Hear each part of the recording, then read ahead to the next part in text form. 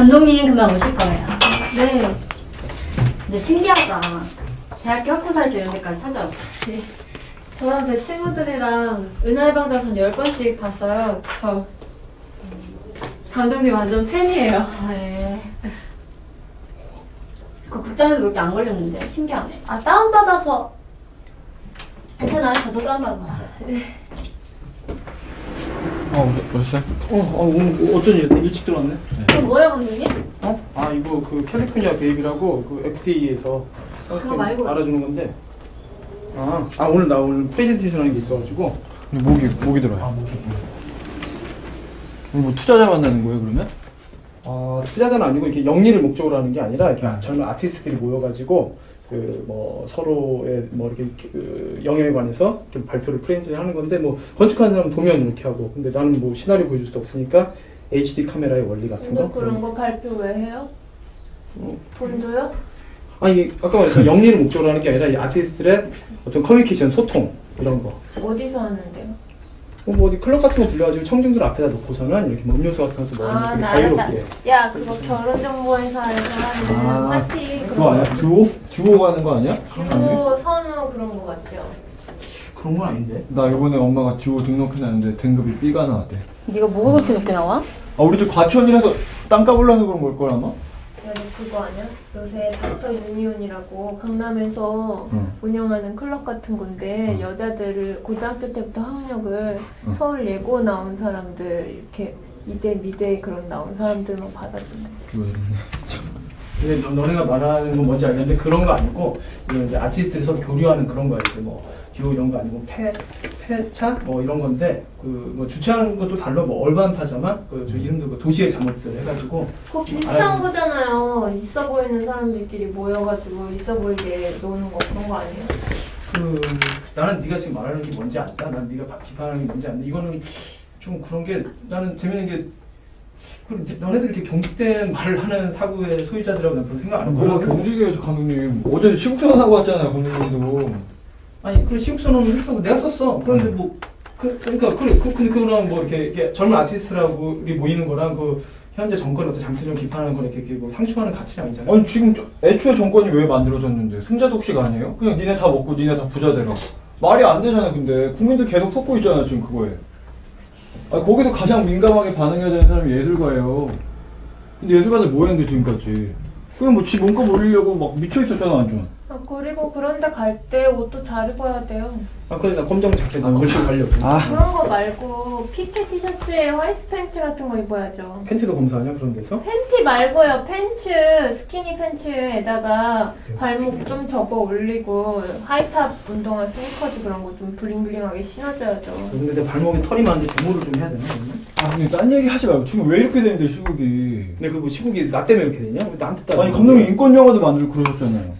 가장 민감하게 반응해야 되는 거예요 감독님이. 난 민감한데 난 그래도 재밌는 게 너네들 이렇게 너네 얼마 전에 술 먹을 때 2003년 파리 컬렉션이 여자를 해방시켰다고 얘가 그랬잖아. 그런 말 할 땐 가만히 있더니 내가 말하면 이렇게 되게 이렇게 예민해? 너 지금 너 되게 웃기는 게 너 지금 오바야. 무슨 유세하는 것 같아. 정치로 올바르다는 게 나쁜 게 아니라 모든 사람이 정치로 까칠하게 하는 게 되게 도움이 된다고. 그냥 당장 내일 투표나 선거가 있는 것도 아니고 이 정권이 당장 바꾸는 것도 아니잖아. 그러니까 우리가 해야죠. 혁명을 해야죠. 이 안에서 자율혁명을 일으켜야 되는 거 아니에요?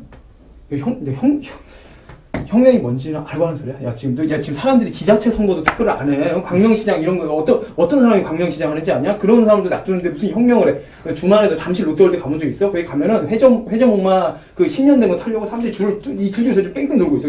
촛불 집회 때보다 사람 더 많아. 그런 사람들이 무슨 혁명을 하냐? 감독님 진짜 그렇게 얘기하시면 안 돼요 근데 진짜. 나는 그럼 감독님은 영화 왜 만들어요? 자기 또 왜 그래? 영화 감독이니까 영화를 만들어야지. 그냥 영화 감독이니까 만들어요? 어.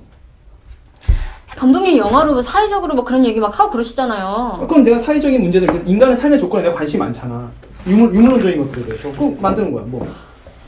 저는요 솔직히 감독님이 예전에 그 단편 자기 이름 넣어서 만든 거 그 우익청년보 그거 보고 좋아서 그래서 하는 거거든요.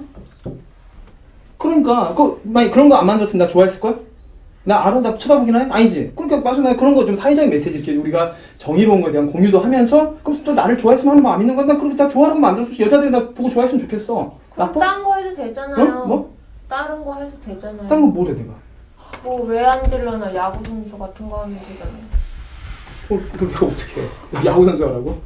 어? 내가 뭐 있어 내가? 그럼 어떻게 해? 난 영화 만드니까 그나마 내가 지금 사람들이 알아주는 거야 내가 그나마. 솔직히 말해. 내가 뭐 있냐고. 내가 영화 만들고 내가 흥행은 아직 못해서 흥행은 못했지만 이런 거 보면 사람들 다운받아 보고 막 이렇게 해서 좀 알려지니까 이런 클럽 같은 데서 부르는 거야. 나 기분 나쁘지 않아. 솔직히 가면은 솔직히 전에 평소에 길거리 같은 데서 나하고 좀 얘기 안 하는 여자들이 나한테 전화번호 주고 그래. 내가 이렇게 좀 시니컬한 척 이렇게 말을 하면 좀 이렇게 괜찮아 보이나 봐, 쿨해 보이나 봐. 그럼 내가 전화 보면 나도 조심스럽게 전화를 해. 그럼 만나가지고, 같이 이렇게 얘기하다 보면 밤이 늦어. 그럼 우리 집에서 자고 간대. 그럼 자다가 보면은 잠만 자는 게 아니라 그걸 해. 난 그게 좋아. 나는 솔직히 말해. 솔직히 창피한 얘기지만 24살 때까지 난 못 해봤었어. 난 평생 못 하는 줄 알았어. 그런데 영화 만들고 이렇게 하다 보니까 하게 돼. 맨날 하는 건 아니지만은 어쨌든 끊이지 않고 하게 돼. 난 그래서 할 거야. 나 오늘 또 가가지고 나는 전화번호 받은 사람은 다 쌀 거야. 나 그냥 전화번호 받은 거 다 쌀고 그날 오늘도 하고 내일도 하고 나 2번 생각 막 할 거야 나는. 그러려고 나 가는 거야. 근데 누구 때문에 영화를 했는데 감독님 진짜.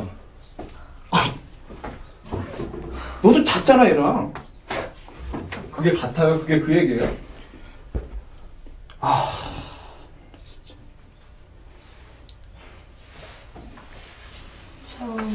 제가 늦어서 가보는 거예요.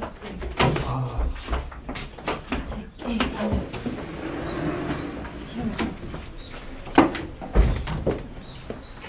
지금 누구야? 감독님 팬이래요.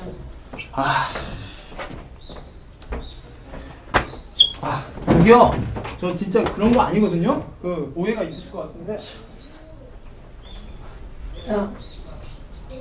근데 좀 두근거렸다. 난 성호가 나쁘게 얘기하면 좀 끌리더라. 저게 끌려? 미친년. 갔어. 놓쳤어. 너네 때문에 놓쳤어. 이제 블로그 같은 다 이제 소문 퍼진다 이제.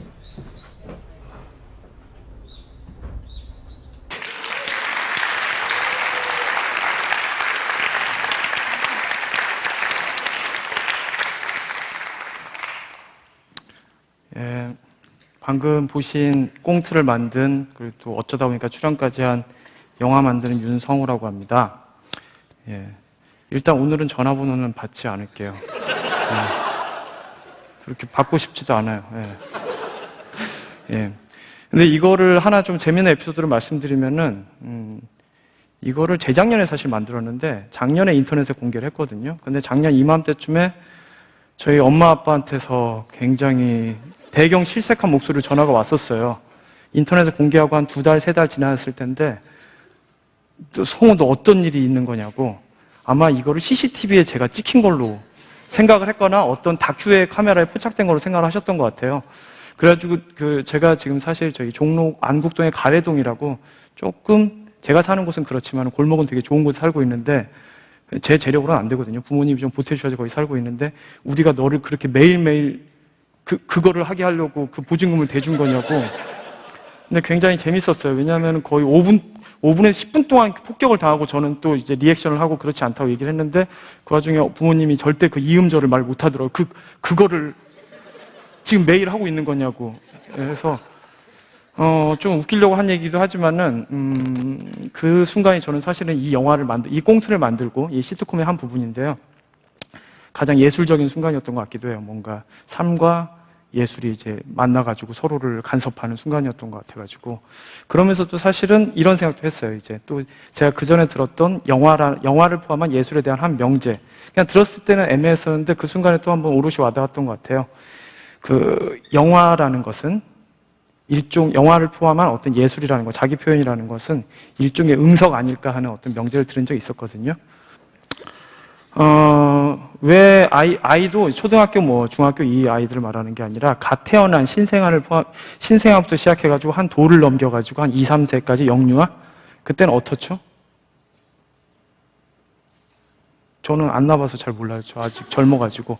방금도 저는 이제 한 돌을 넘긴 우리 조카랑 잠깐 놀다가 왔는데 저희 여동생 집에 들러가지고 그 친구들은 진짜 사실은 지능 지수가 동물들보다 사실 약간 떨어지죠. 제 조카는 굉장히 똑똑한 편이지만은 어쨌든 그 옆에 부모의 도움이 없으면 살 수가 없고, 우리가 뭐 이제 기저귀도 갈아야 되고 먹여야 되고 씻겨야 되고 진짜 잠시도 한눈을 팔 수가 없고, 근데 그 건사를 하는 동안 이 친구는 우리한테 기여하는 게 거의 없죠, 물리적으로. 엄마 아빠가 힘들게 돈을 버는데 뭐 거기다가 살림을 보태는 것도 아니고, 뭐 돌아다니면서 누수되고 있는 전기 같은 걸 제거해 주는 것도 아니고, 사실은 굉장히 사실은 민폐거든요. 그런데 그 아이한테 엄마, 아빠, 그리고 저 같은 외삼촌, 그리고 또 외할머니, 외할아버지, 저기 지방에 사는 할머니, 할아버지까지 수시로 왔다 갔다 하면서 그 아이한테 엄청난 애정을 보내고 많은 건사를 하고 시간과 돈의 기회비용을 지불한단 말이에요. 거기서 우리가 반대급부로 얻는 건 뭐가 있죠? 저는 그냥 그래요. 그 친구가 어느 순간 까르륵거릴 때, 또 배고파가지고 칭얼거릴 때, 그러다가 문득 꽃을 보고 꽃이라고 그럴 때, 할머니한테 어부바 이런 말을 처음으로 사문절을 내뱉을 때, 이런 순간 하나하나 때문에 그 친구의 엄마 아빠가 그 친구를 건사하고서는 자기들의 삶의 기회비용을 거기다가 투자하는 것을 전혀 아까워하지 않는 것 같아요. 이제 저는 그거랑 예술가들의 존재가 굉장히 비슷한 것 같아요. 사실은 그 친구들이 그렇게 할 때, 그 아기들이 그렇게 할 때 사실은 굉장히 많은 의도가 있지는 않죠. 연출 의도가. 가령 그 친구가 깨르륵 웃을 때 이렇게 웃음으로 해가지고 우리 아빠가 하루 동안 회사에서 지친 몸에 대한 어떤 그 위로를 몇 음절로 해주자라든지, 아니면은 갑자기 눈물을 흘림으로 해가지고 우리 엄마 아빠의 삶의 정서에 또 다른 층위를 내가 보태줘야겠다는 식으로 하지 않거든요. 그 친구들은 사실은 자기들의 고유한 발성을 감각적으로 본능적으로 할 뿐이고, 그게 보탬이 되는 건 본인의 자기 안위와 자기에 대한 신호, 자기의 정서적이거나 신체적인 것에 대해 보호해달라든지 돌봐달라는 신호를 보내면서 또 자기가 성장하는 과정에서 새로운 언어와 어휘를 익히고 있다는 걸 비언어적인 신호로 그냥 하고 있을 뿐이죠, 이제. 근데 그것 때문에 우리는 미치잖아요, 이제. 근데 예술도 비슷한 것 같아요. 예술의 어떤 예술가들의 어떤 숭고한 의도라든지 뭐 있을 수도 있겠죠. 하지만 대부분은 사실은 자기를 표현하고 자기의 정신을 위로를 받고 자기를 보호받기 위해 가지고 어떤 단말마에 뭔가를 뿜었을 뿐인데, 또는 그걸 좀 더 세련된 문장으로 보여주거나 아까 같은 그 좋은 음악과 멜로디와 가사에 담았는데 사람들은 굉장히 그에 반응을 하고 거기에다가 자기의 기회비용들을 지불을 하는 거죠. 오해하지 마실게, 이게 어떤 예술이라는 게 별거 없다는 얘기를 하려는 게 아니라 오히려 그게 바로 예술의 어떤 가장 원시적인 최초에 발화할 때 의도 아닌가 하는 생각이 들어가지고요. 그러면 이제 우리가 좀 생각을 해야 될 게 이제 줄어들겠죠, 이제. 예술에 대해서 우리가 대할 태도. 첫 번째, 고를 때 잘 골라야겠죠. 아기를 우리가 낳을 때 고를 수는 없지만은 예술은 좀 고를 수가 있잖아요. 나랑 동행할 수 있는 사람을 골라야겠죠. 동행할 수 있는 아기. 소비자의 태도가 아니라. 두 번째, 지금 막 생각난 대로 말을 하는 거예요. 사실 이렇게 약간 번호를 매길 때 약간 좀 더 집중하는 감이 있어가지고 아기를 몇 분 안 남았거든요, 이제. 그 아기를 고를 때 아기하고 동행하는 게 가장 큰 반대급부인 거잖아요. 그렇게 나랑 동행할 수 있는 아기. 그것도 그 아이가 나중에 쓰게 된 언어가 나의 공유 지점이 있는 그런 식으로 여러분들이 꾸준히 이렇게 좋아하고 탐미할 아티스트를 고르는 것도 괜찮은 방법인 것 같아요. 당장의 어떤 성과를 보는 것보다. 그 친구가 그쪽에서 당장 올 수 있는 어떤 리액션보다. 그렇다면 두 번째 또 발상의 전환이 있을 수 있을 것 같아요. 어쩌면은 무에서 유를 창조하는 거는 예술가가 아니라 바로 여러분들, 관객이나 대중, 시민, 민중일 수도 있을 것 같아요.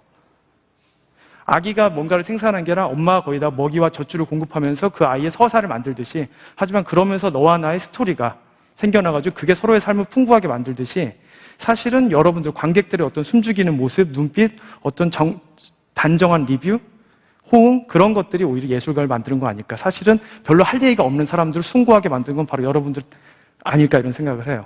그럼 세 번째로 생각나는 게 있네요, 또. 그렇다면 예술가들도, 여기서 예술가라 하면 영화감독이라든지 화가라든지 작가, 단행본을 만드는 저술가뿐만 아니라 어떤 무에서 어떤 언어적인 커뮤니케이션으로 뭔가를 얻는 사람들을 말하는 거예요, 이제. 심지어 어떤 정치가라든지 강연하는 사람까지 포함할 수도 있겠죠. 실제적으로 물리적인 반대급부를 여러분들 주지는 않지만 뭔가 정신적으로 뭔가를 주고 있다는 착각을 일으킴으로 해가지고 그 리액션을 받아가지고 먹고 사는 사람들.